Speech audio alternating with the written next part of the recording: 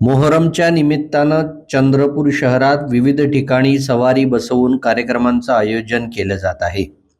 दरवर्षीप्रमाणे प्रथेनुसार चंद्रपूरच्या मध्यवर्ती कारागृहातही गैबी शाह वली दर्गा 25 आणि 26 जून रोजी दर्शनासाठी खुला होणार आहे.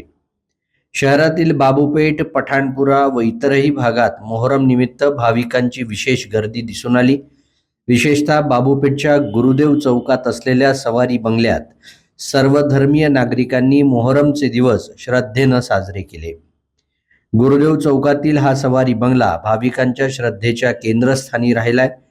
पुढील 2 दिवस भाविकांच्या गर्दीत आणखी वाढ होण्याची शक्यता आहे.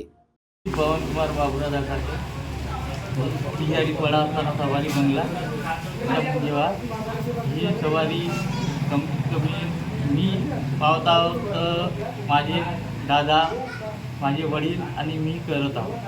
तेव्हापासून हे त्याच्या पहिलेपासूनही बसत आहे.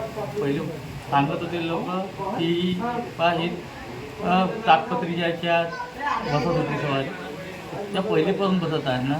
ती परंपरा 1 वर्ष छोटी सवारी जातं सणामध्ये, 1 वर्ष ही जाते पिंजाऱ्याची.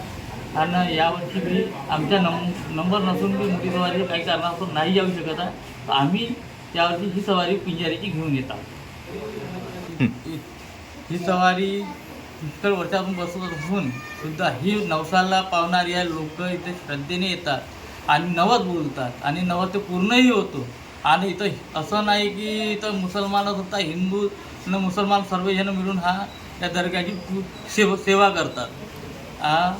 अजून तिथं नववीला पुष्कळ गर्दी असते आणि नवसालाही पावते. नवस तर बोलून जातात आणि फेडतात बी सुद्धा. इथं भारोभार बी होतो, लहान मुलाचे भारोभार, मोठ्या माणसाचे बी भारोभार होतात.